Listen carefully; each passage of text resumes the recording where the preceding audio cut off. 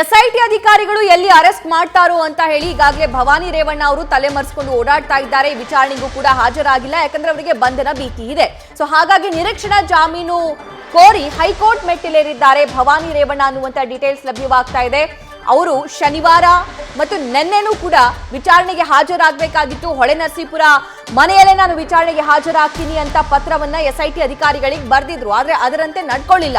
SIT ಅಧಿಕಾರಿಗಳು 7 ಗಂಟೆಗಳ ಕಾಲ ಅಲ್ಲೇ ವೇಟ್ ಮಾಡಿ ವಾಪಸ್ ತೆರಳಿದ್ರು. ಆದ್ರೆ ಭವಾನಿ ಅವರ ಪತ್ತೆ ಸಿಗ್ಲಿಲ್ಲ. ಈಗಲೂ ಕೂಡ ಎಸ್ಐಟಿ ಅಧಿಕಾರಿಗಳು ಭವಾನಿ ಅವರು ಎಲ್ಲಿದ್ದಾರೆ ಅಂತ ಹುಡುಕ್ತಿದ್ದಾರೆ. ಸೊ ಹಾಗಾಗಿ ನಿರೀಕ್ಷಣಾ ಜಾಮೀನಿಗೆ ಹೈಕೋರ್ಟ್ ಮೆಟ್ಟಿಲೇರಿದ್ದಾರೆ ಭವಾನಿ ರೇವಣ್ಣ.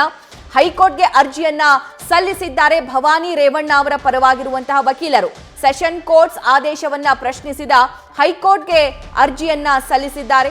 ಸೆಷನ್ ಕೋರ್ಟ್ನಲ್ಲಿ ಜಾಮೀನು ಅರ್ಜಿ ವಜಾ ಆಗಿತ್ತು. ಅದರ ಬೆನ್ನಲ್ಲೇ ಅವರು ವಿಚಾರಣೆಗೂ ಕೂಡ ಹಾಜರಾಗಬೇಕಾಗಿತ್ತು. ಆದ್ರೆ ಅದರಂತೆ ಸದ್ಯ ನಿರೀಕ್ಷಣಾ ಜಾಮೀನು ಕೋರಿ ಅರ್ಜಿಯನ್ನ ಹೈಕೋರ್ಟ್ಗೆ ಸಲ್ಲಿಕೆ ಮಾಡಿದ್ದಾರೆ. ಆದ್ರೆ ಅಲ್ಲಿ ಅವರಿಗೆ ಜಾಮೀನು ಸಿಗುತ್ತೋ ಜಾಮೀನು ಸಿಗಲ್ವೋ ಅನ್ನೋದೇ ಸದ್ಯಕ್ಕಿರುವಂತಹ ಬಹುದೊಡ್ಡ ಕ್ವಶನ್ ಮಾರ್ಕ್. ಜಾಮೀನು ಸಿಕ್ಕರೆ ಮಾತ್ರ ಎಸ್ಐಟಿ ವಿಚಾರಣೆಗೆ ಹಾಜರಾಗಬಹುದು ಅಂತ ಹೇಳಲಾಗ್ತಾ ಇದೆ. ನ್ಯೂಸ್ ಫಸ್ಟ್ ನಿರ್ಭೀತಿಯಿಂದ ನಿಮ್ಮ ಪರವಾಗಿ.